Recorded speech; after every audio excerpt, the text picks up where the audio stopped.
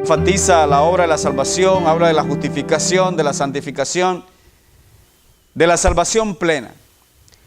Así que hoy hablaremos entonces de un problema que yo no puedo resolver.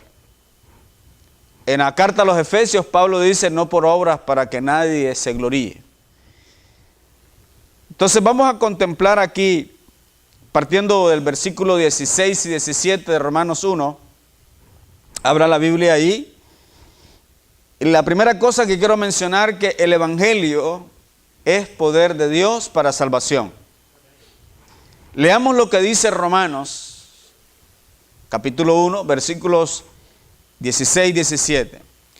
Porque no me avergüenzo del Evangelio, porque es poder de Dios para salvación a todo aquel que cree, al judío primeramente y también al griego.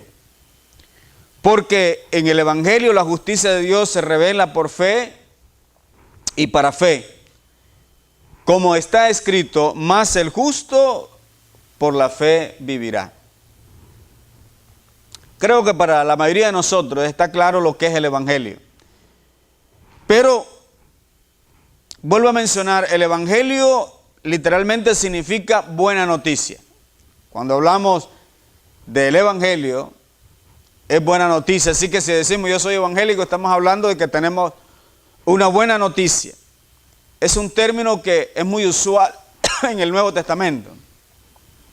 Se da mucho en el Nuevo Testamento para referirse a la historia sobre la vida, muerte y resurrección de nuestro Señor Jesucristo. El Evangelio es eso. El Evangelio trata sobre la persona de Jesucristo, sobre los hechos históricos de su vida, de su enseñanza, de su muerte y de su resurrección. Así que no podemos tener un evangelio completo si no tenemos a Cristo en él. De modo que el evangelio es único, es uno, el evangelio de nuestro Señor y Salvador Jesucristo. Claro, para nosotros está claro que tenemos cuatro evangelios en la Escritura, 4 libros llamados los Evangelios: Mateo, Marcos, Lucas y Juan. Y cada uno de ellos complementan la historia maravillosa de Jesucristo como el Señor y Salvador de nuestra vida. Entonces, detengámonos ahora a ver en qué sentido o por qué razón el Evangelio es poder de Dios. El libro de Romanos es la explicación y también es la defensa de la doctrina de la salvación más completa que Pablo haya escrito, o que otro escritor haya escrito. Es decir, si usted lee la epístola a los Romanos, se va a dar cuenta que tiene todo un estudio completo sobre la doctrina de la salvación. Si usted quiere entrar en debate con alguien entra en debate con usted sobre la salvación, vaya a Romanos. Y nos da todos los elementos necesarios para entender lo que es la salvación. En cierta ocasión salía de la estación del tren hace mucho tiempo atrás y me encontré con una persona ahí, mormona, ofreciéndome ahí un libro de Mormón. Y entonces yo le dije, me gustaría que usted me explicara. Él no sabía quién era yo, indudablemente. Él me encontró al azar ahí, nos encontramos y platicamos. Y le dije yo, ¿qué debe hacer una persona para ser salvo? Oh, me dijo él, hay 6 cosas que tiene que hacer. Explícamela, le dije yo. Oh, no, me dice, para eso yo necesito meses para explicarte lo que es la salvación. Si la salvación fuera de esa manera, fuera complicada en realidad. Lograr entender la salvación en meses, eso es complicado. El Evangelio es la noticia más sencilla que cualquier persona puede entender en cualquier lugar, en cualquier idioma. Y la Biblia nos enseña que lo puede entender un niño, lo puede entender el intelectual, lo puede entender el analfabeta también.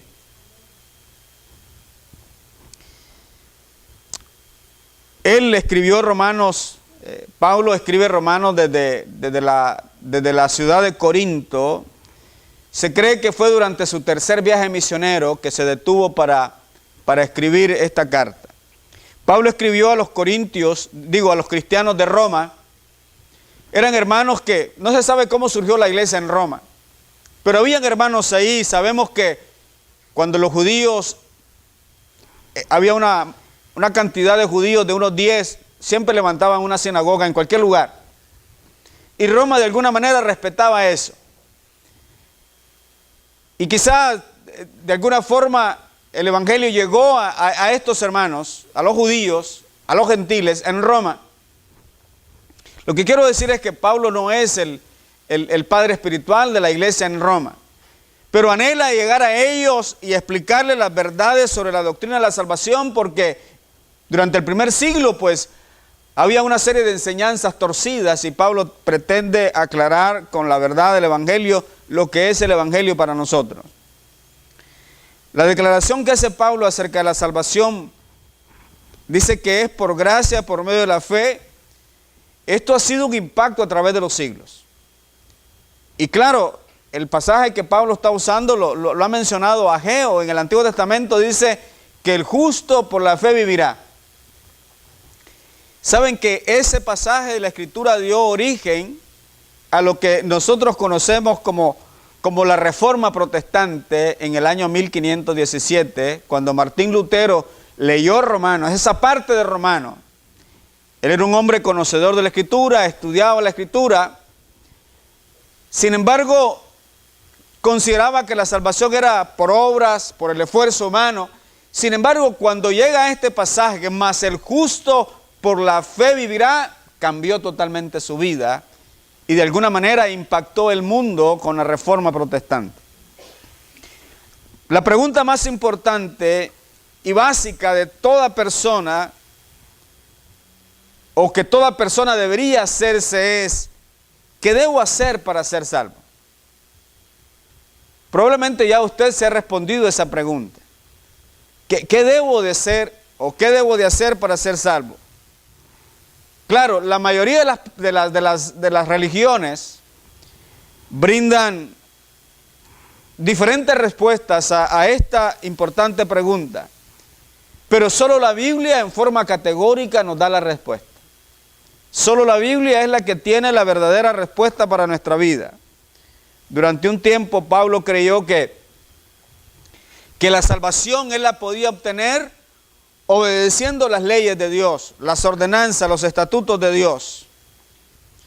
Sin embargo, estaba empeñado en todo un esfuerzo humano. Más tarde, camino a Damasco, tiene un encuentro con Dios, tiene un encuentro con Jesucristo, y entonces esa mentalidad del esfuerzo humano, el empeño por obedecer las leyes, cambia. Pablo tiene un rotundo cambio en su vida y se da cuenta entonces que los esfuerzos humanos no lo iban a conducir a ningún lado. Es más, él dice que todos los esfuerzos que él había hecho y había acumulado, ahora los tiene por basura. No tienen mayor importancia. Él logró entender entonces que el evangelio es por gracia, por medio de la fe en nuestro Señor y Salvador Jesucristo. Creyó en el evangelio. Y creer en el evangelio implica confiar en el Señor Jesucristo como Salvador y como Señor. Pablo entendió eso. La buena noticia del evangelio, ¿a qué se refiere?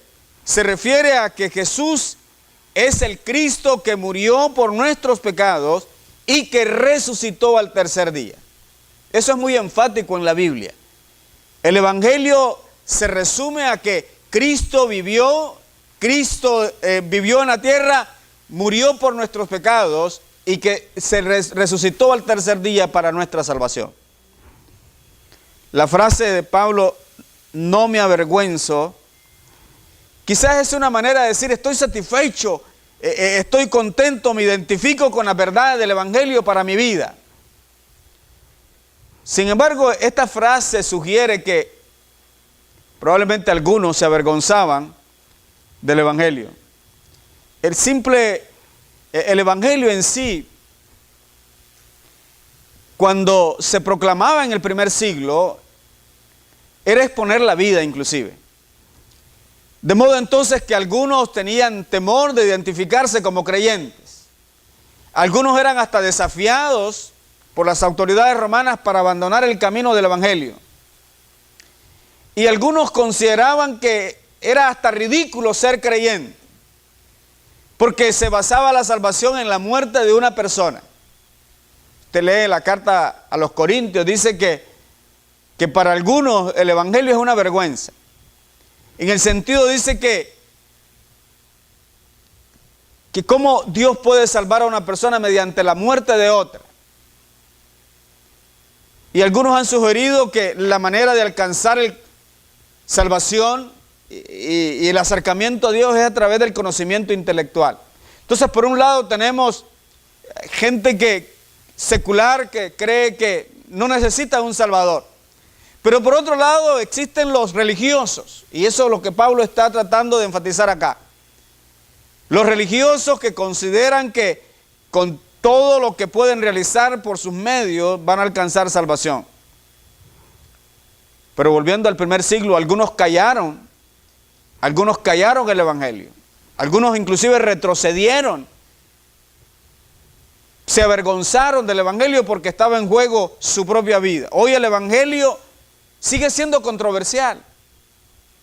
Donde quiera se toca el tópico del Evangelio o la persona de Jesucristo, siempre genera controversia. Pero la verdad es una. El Evangelio es poder de Dios para salvación. Pablo proclama que el Evangelio es poder de Dios para salvación. En otras palabras, el origen del Evangelio es Dios. Es Dios, no es Pablo. No es Roma, no es Pedro. El Evangelio se origina en Dios. El hombre no creó ni contribuyó en nada al Evangelio. Si el hombre pudiera salvarse a sí mismo, entonces, ¿qué motivos tendría Dios o qué razones tendría Dios para sacrificar a su propio hijo? Hay una verdad importante que usted debe recordar.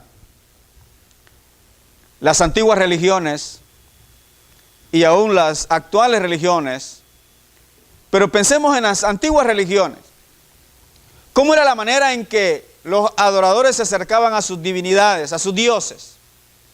Llevando ofrendas, haciendo sacrificios, para tratar de tener un acercamiento a sus divinidades, o para implorar la misericordia de sus divinidades, para que quisiera llover, para que quisiera fertilizar la tierra, etc. En el Evangelio es lo contrario. Aun cuando el hombre está en rebeldía con Dios, está en desobediencia con Dios, quien hace el sacrificio es Dios y no el hombre. Quien ofrece el sacrificio por tus pecados es Dios, no tú. Ofreciendo a Cristo, el Cordero de Dios, que quita el pecado del mundo. Eso es maravilloso para mí. De modo que el hombre no tiene ningún crédito en esto. Si la salvación fuera por obra, ¿cuánta obra necesitaríamos acumular? ¿Cuánto necesitaríamos acumular para ser salvos? Si fuera porque la persona es benevolente, porque es filantrópica, porque dona dinero acá y ¿cuánto dinero necesitaría donar una persona para alcanzar a Dios? Habría un problema, los pobres estaríamos fuera. Tal vez unos cuantos de ustedes podrían alcanzar salvación con el dinero que tienen. Pero los pobres entonces estaríamos eliminados, no calificaríamos. Pero el Evangelio es poder de Dios. Toda gloria y todo honor le pertenece a Dios. Él es la razón, Él es el motivo. ¿Por qué nos congregamos? ¿Por qué alabamos el nombre de Dios? Porque el Evangelio es de Dios. Cuando uno lee Hebreos, cuando dice que la palabra de Dios es viva, ella es eficaz y más cortante que toda espada de dos filos. Está hablando del mismo Evangelio, de la palabra. Ninguna otra palabra tiene el poder que la palabra de Dios realiza. A través del tiempo de pastorear, he escuchado testimonios de personas que cómo han llegado a conocer a Cristo. De una manera inverosímil, una manera que yo no lo puedo creer quizás, o que usted no lo creerá. Lo que hace el Evangelio es extraordinario. Personas que se han convertido solamente porque han leído un solo versículo de la Biblia y eso los ha trastornado por el poder del Espíritu de Dios. Tenemos historias de historia. Pero quisiera mencionar dos cosas importantes que ahora vienen a mi mente. Se dice que un campesino en Guatemala se convirtió a Cristo. Y era un hombre analfabeto, un hombre ignorante. Nunca fue a la escuela. Pero Dios lo impactó con el Evangelio. Se convirtió a Cristo.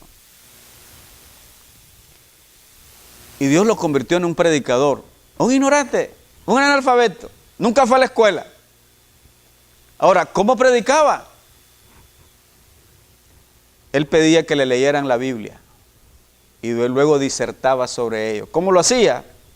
Solo Dios puede hacer esas cosas que usted y yo no lo podemos entender. Algunos dirán, yo necesito ir al seminario 5 o 6 años para predicar. Y con todo eso tiembla para predicar, ¿no? Pero cuando el poder de Dios se manifiesta en la vida de una persona, Dios puede hacer cosas grandes porque el Evangelio es poder de Dios. Supe de otro caso, otro ejemplo que podría darles, de un grupo de personas campesinas también, que no tenían un lugar donde congregarse. Es más, no eran una congregación. De momento la comunidad comenzó a sentir la necesidad de Dios a través de un programa radial. Allá entraban las ondas de la radio y la gente comenzó a escuchar y se reunían en un lugar. Así que para ellos era el culto. Encendían el radio a la hora del mensaje y se sentaban y hacían todo lo que el culto necesita hacerse. Lo que Dios hace. Porque el Evangelio es poder de Dios para salvación. Yo tuve una vecina que inclusive iba a la iglesia, se convirtió donde yo crecí en el Evangelio. Y ella igualmente era una señora analfabeta, trabajaba en el mercado. Y saben, hermanos, que aprendió a leer en la Biblia. ¿Cómo lo hizo? Yo no lo puedo explicar. Pero el Dios del cielo tiene el poder para hacer grandes cosas con los que le aman también. Porque el Evangelio es poder de Dios para salvación.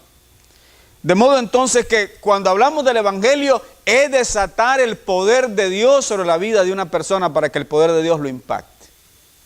Por eso es poder de Dios. Y el corazón más duro no puede resistir el poder del Evangelio que el Evangelio tiene en la vida de la persona. Hermanos, nunca debemos de sentirnos intimidados por el conocimiento intelectual de alguien. Puede ser un gran intelectual, pero él ignora el poder de Dios.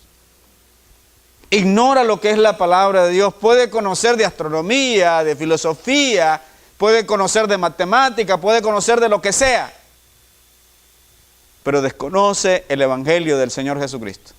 ¿Recuerdan la historia que yo les conté, tiempo atrás, de un hombre que era muy intelectual, un académico, un maestro? Entonces tenía que abordar una lancha que lo pasara de un lado del río al otro lado, y abordó una lancha. Y le dijo al muchacho que iba remando la lancha: joven, decía, ¿usted sabe matemática? No, dijo el joven, no sé matemática. Oh, dice, ha perdido la mitad de su vida.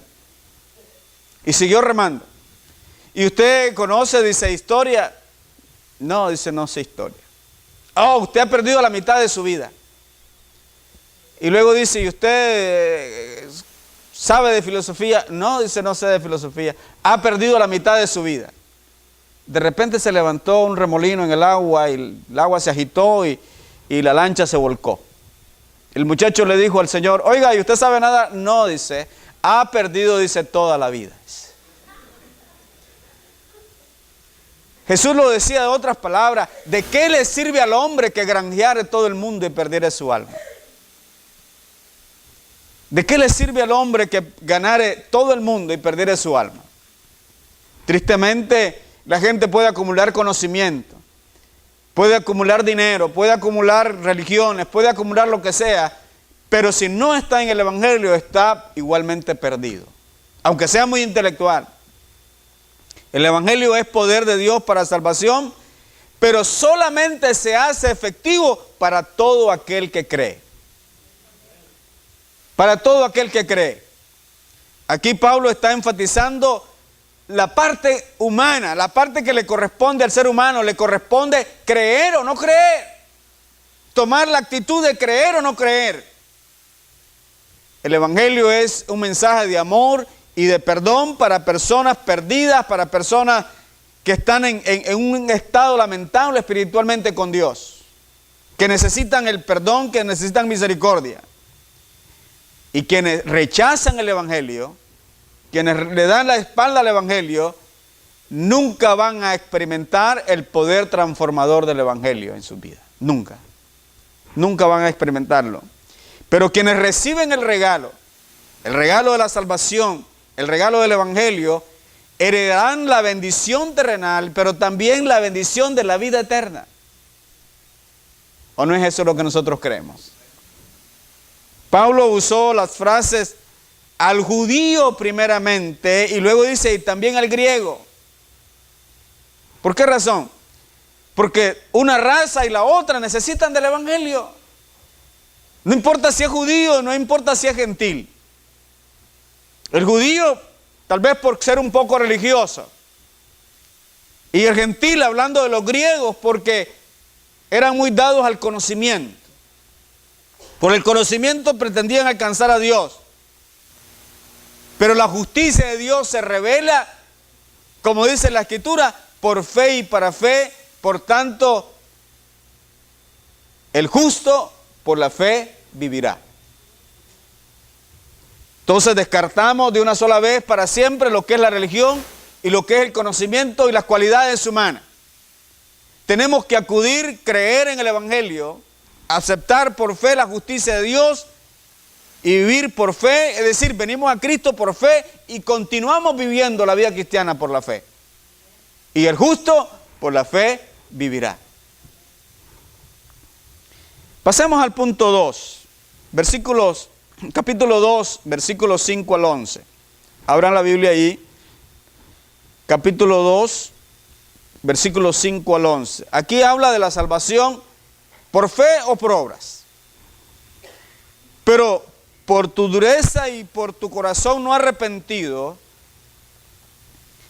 atesoras para ti mismo ira para el día de la ira y de la revelación del justo juicio de Dios, el cual pagará a cada uno conforme a sus obras. Vida eterna a los que, perseverando en el bien hacer, buscan gloria y honra e inmortalidad. Pero ira y enojo a los que son contenciosos y no obedecen a la verdad, sino que obedecen a la injusticia. Tribulación y angustia sobre todo ser humano que hace lo malo, el judío primeramente y también el griego. Versículo 10. Pero gloria y honra y paz a todo el que hace lo bueno, al judío primeramente y también al griego, porque no hay acepción de personas para con Dios. Aquí hay una palabra clave que sobresale en esta porción, es dureza. Hace referencia al corazón humano. Y esta palabra se aplica a las personas que rechazan la verdad de Dios y que niegan a arrepentirse. Sabe que hay dureza en el corazón por naturaleza, el corazón del hombre es duro. Pero también habla del día de la ira. Si usted lee en el Antiguo Testamento, los profetas menores anuncian, todo el Antiguo Testamento anuncia que habrá un día de juicio, un juicio final. Y eso no es para meter en miedo a nadie, sino que Dios anuncia que hay un encuentro personal. El individuo se encontrará con Dios en un momento de su vida. Después que muera, enfrentará la justicia de Dios. Y quizás la pregunta crucial que Dios hará en ese momento cuando un pecador va sin arrepentirse y muere, Dios tendrá que preguntarle por qué motivos, por qué razones te debo dejar entrar en mi cielo. Podrá sacar su rosario, podrá sacar sus buenas obras, recordar todas las cosas que hizo, Pero el Evangelio no está basado en eso. En el capítulo 1 de Romanos, los versículos 18 al final, hasta el versículo 32, Pablo pronuncia una severa reprensión para la raza humana y enumera muchos de los pecados de la depravación universal. El mundo se ha depravado, se ha corrompido. En el capítulo 2 de Romanos se concentra en quienes creían que eran excepción a la necesidad de la salvación por las normas morales y religiosas. Es decir, el capítulo 1 nos enseña que el hombre está perdido, el hombre es depravado, se ha desviado. Pero luego en el capítulo 2, Pablo recalca que algunas personas se consideraban la excepción a la condenación y al juicio por ser religiosos y por ser moralmente aceptables. En la época de Pablo, y también en la nuestra, podríamos decir que también en nuestro tiempo, las clases de personas de las que él habla, quizás eran las personas más difíciles de ganar para Cristo. ¿Qué quiero decir?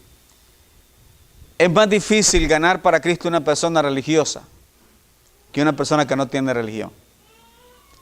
Porque va a argumentar sobre lo que le han enseñado. ¿No han oído ustedes las personas? No, es que la tradición de mis abuelos, la tradición de mis padres, no puedo traicionar mi religión. La religión es una barrera, la tradición es una barrera. Sin embargo, vuelvo a decir, el Evangelio es poder de Dios, no hay barrera que Dios no pueda superar. Los judíos religiosos, por un lado, y los gentiles morales concordaban con la condena que Pablo hace en estas aseveraciones, que el hombre es perverso por naturaleza, pero no veían la necesidad de recibir la justicia de Dios por la fe. Es decir, el judío entendía lo que Pablo decía. El gentil también entendía lo que Pablo decía, pero no veían la necesidad de volverse a Dios porque tenían una religión y porque tenían sus estatus morales. Otra vez, si nosotros pusiéramos el estatus moral nuestro, claro, si nos comparamos con otros, somos mejores que ellos.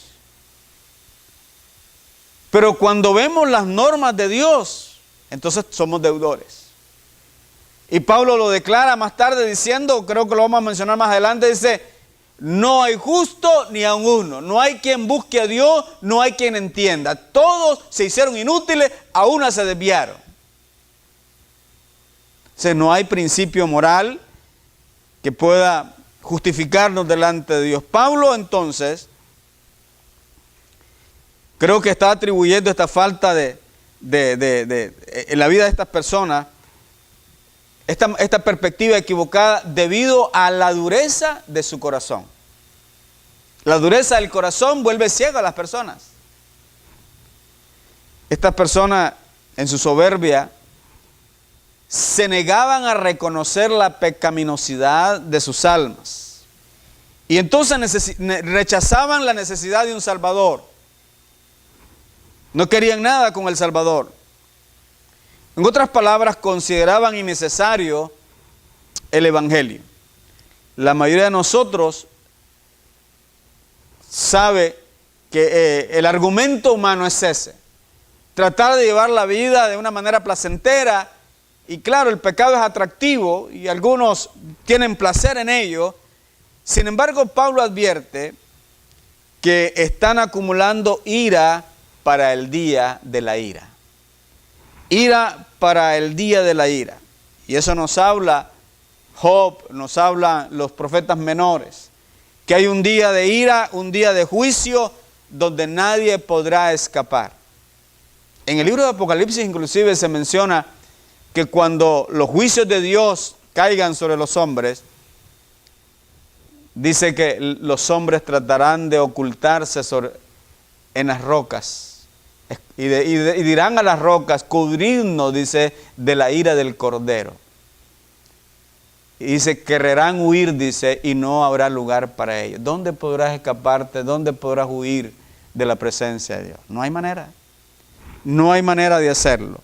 Entonces el hombre que se vuelve rebelde y persiste en sus pecados, está acumulando ira para el día de la ira. Es decir, acumulando la ira de Dios para cuando llegue el juicio para tu vida, Dios derramará juicio sobre esa persona. Y aquí Pablo precisamente advierte eso, el justo juicio de Dios. ¿Es justo? Dios dará el pago con justicia. Dará lo que el hombre merece. Cada individuo merece lo que va a recibir de parte de Dios. Pablo está citando aquí el Salmo 62, 12 y Proverbios 24, 12 para advertirnos del juicio que está sobre las personas que basan su justificación sobre las obras. Ahora, Romanos capítulo 2, versículos 7 al 11, presenta un contraste entre los perdidos y los salvados. Esta porción que leímos nos presenta un contraste de los que son condenados y los que son justificados. Los salvos están caracterizados como quienes, perseverando, dice, en hacer bien, buscan gloria y honra e inmortalidad, poseen la vida eterna. Los que se han justificado en el Evangelio a través de Jesucristo, dice Pablo, precisamente vuelvo a leer lo que él dice, quienes perseverando, está hablando de los salvos, en hacer bien, buscan gloria y honra e inmortalidad. Está diciendo, poseen la vida eterna. Los creyentes, usted si es creyente, posee la vida eterna. Ahora los perdidos, dice él lo contrario, van a recibir ira. Y mira cómo están caracterizadas estas personas. Dice, contenciosos y no obedecen a la verdad, sino que obedecen a la injusticia. Para ellos entonces hay tribulación y hay angustia. Entonces por un lado están los justificados y por otro lado están los impíos que al morir tendrán tribulación y angustia en sus almas. ¿No es precioso el Evangelio para nosotros? Siempre no deja de pasar por mi mente qué sería de la vida de una persona o de mi vida si no me hubiese encontrado con Jesucristo. Fuera la vida más equivocada y más trágica que podemos tener. Porque nadie podrá darnos los que Dios nos ha dado en Cristo el Señor. Entonces, un indicador que nos menciona Pablo aquí, un indicador que alguien está destinado a la ira, es que tal persona, dice, no obedece a la verdad.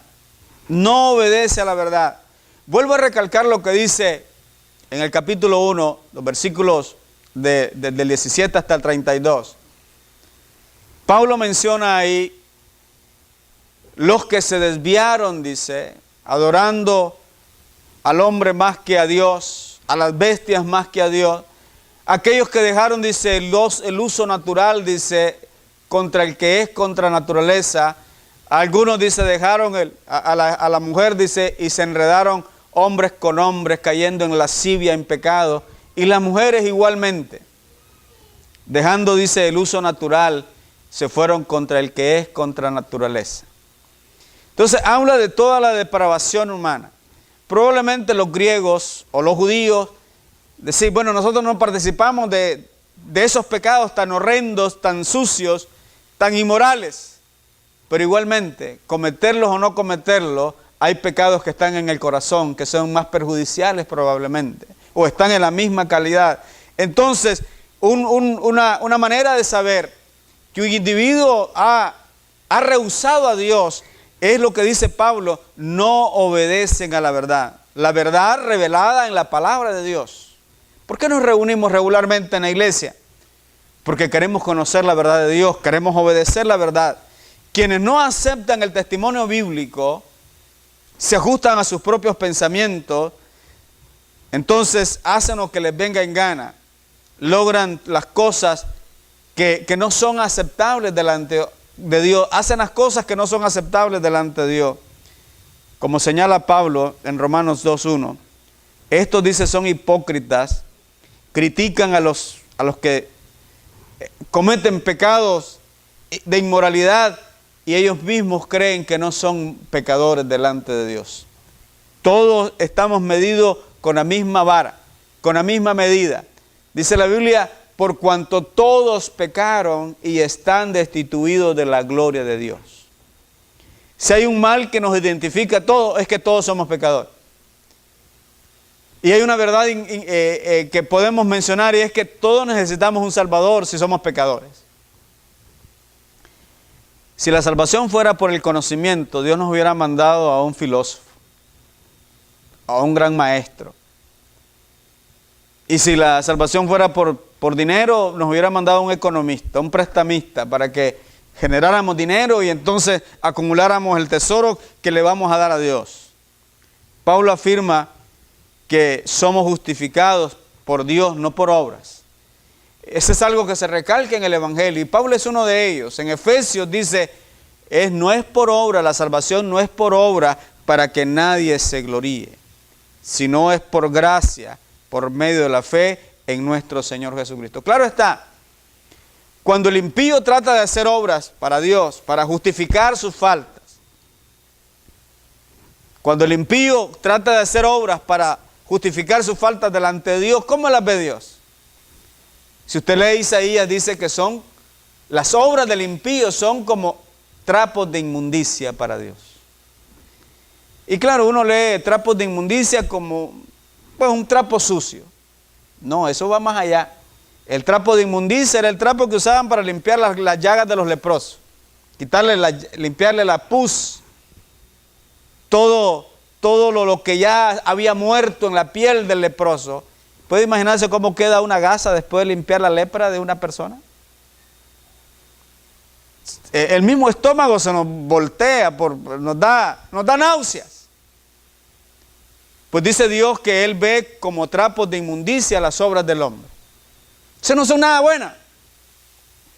Pero cuando ya somos justificados por el Señor, cuando ya conocemos el Evangelio y Dios nos ha dado el perdón, dice la Biblia que somos salvos para buenas obras. Entonces, en la acción del creyente, toda acción buena, no es para justificación nuestra, ya somos justificados por la gracia y el perdón del Señor. Toda acción buena y todo proceder correcto, ahora lo hacemos porque somos salvos en el Señor Jesucristo. Salvos para buenas obras, no salvos por buenas obras. ¿Está claro eso? Entonces, toda acción que hacemos correcta va a glorificar el nombre de nuestro Padre Celestial. Y como dice la Escritura, no nos cansemos de hacer el bien. No nos cansemos de hacer el bien.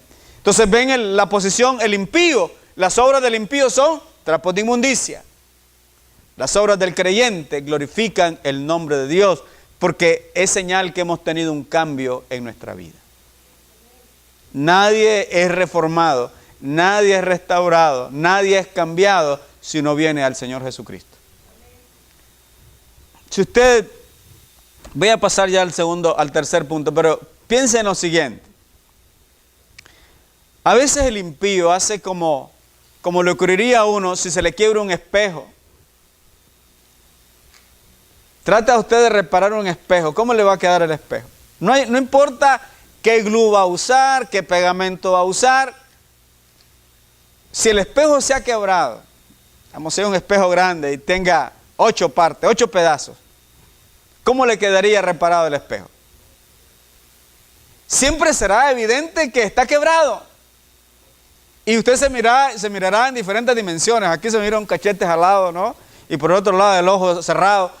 No está bien la imagen. El hombre tratando de justificarse es exactamente como lo ilustra esto.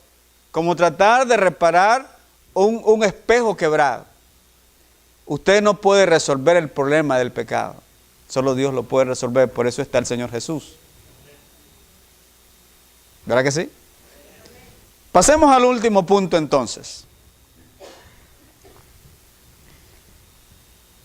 Capítulo 3, versículos 9 al 12 de Romanos. Romanos, la epístola a los Romanos. Capítulo 3, versículo 9 al 12. ¿Qué pues? Hace la pregunta. ¿Somos nosotros mejores que ellos? En ninguna manera. Pues ya hemos acusado a judíos y a gentiles que todos están bajo pecado. Como está escrito, no hay justo ni aun uno. No hay quien entienda, no hay quien busque a Dios. Todos se desviaron, a unas se hicieron inútiles. No hay quien haga lo bueno, no hay ni siquiera uno. Este sería como el currículum vitae de nosotros, del ser humano. ¿Cómo lo describe el apóstol Pablo? Entonces, la tercera cosa que quiero mencionar es que Pablo dice que no hay justo ni aun uno. En esta sección Pablo concluye su argumento sobre la necesidad universal del Evangelio. Y lo hace con citas convincentes del Antiguo Testamento. Pablo consideraba o sabía mucho de los oponentes que eran judíos, que creían que la justicia se obtenía por medio de la obediencia a la ley. Pablo sabía que muchos de los grandes contrincantes de él eran judíos, como en el caso de Jesús. Y los judíos consideraban que la obediencia a lo que el Antiguo Testamento o que la ley decía era suficiente.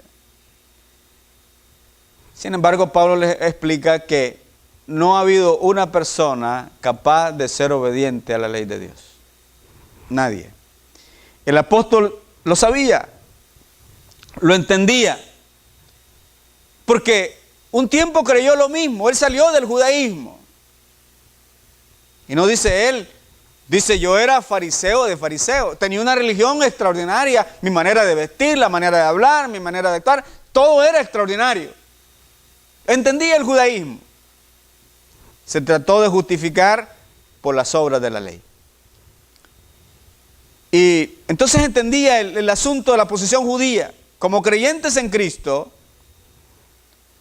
entonces ahora los insta a buscar la verdad de Dios en el Evangelio de nuestro Señor, en la palabra de Dios, sobre la necesidad de la salvación. No estar pegado a un código de ética o de moral, sino saber que necesitamos a un Salvador en nuestra vida.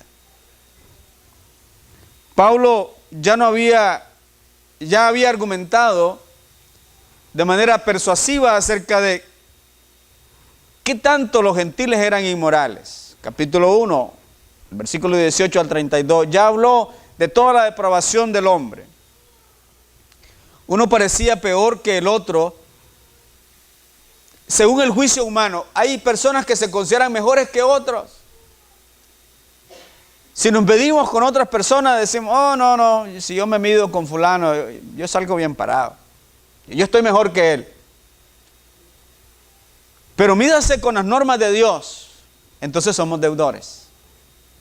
Estamos mal.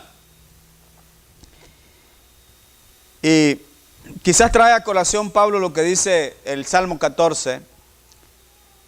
Dice el necio en su corazón no hay Dios. Y todos, dice, se han desviado. Todos se han corrompido. Qué triste, ¿no? La historia del hombre. Y hay todavía en la actualidad quienes siguen rindiendo culto al hombre más que a Dios. O en vez de Dios. O a las criaturas en vez de Dios. Y son fieles defensores de su religión más que Dios. Pero un día Dios tendrá la última palabra. Para David, él dice, no hay justo ni aun uno. En el capítulo 14 del libro de los Salmos. Dice David, no hay justo ni aun uno. Y este es un lenguaje absoluto. No deja probabilidades. Dice, no hay. Es absoluto. No hay justo ni aun uno. Es decir, nadie queda en excepción. Todos estamos bajo la misma norma, bajo la misma regla. Todos somos pecadores. el énfasis que Pablo menciona aquí es la incapacidad del hombre. El hombre no puede justificarse por sus medios. Está incapaz, no puede hacerlo. Él nos muestra en el versículo 11, aquí revela él que lo más importante es la justicia divina. Vean el versículo 11. Porque no hay acepción de personas para con Dios. O sea, todos estamos bajo la misma regla, bajo la misma norma. Primero, Pablo nos dice que no hay, dice, quien entienda. En los versículos que leímos, no hay quien entienda. Es decir, que la mente de los perdidos, la mente de los impíos, se envanecieron en sus razonamientos y su necio corazón fue entenebrecido. Una persona que no tiene a Cristo nunca logrará entender las cosas espirituales.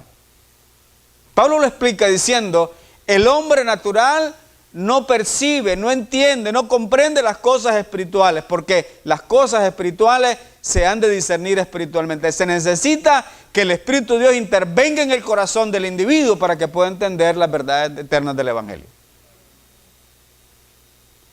Entonces lo que estamos viendo aquí dice, no hay quien entienda, porque la mente del hombre está entenebrecida. Satanás ha cegado el entendimiento. El pecado lo ha cegado también. Y luego dice, no hay quien busque a Dios.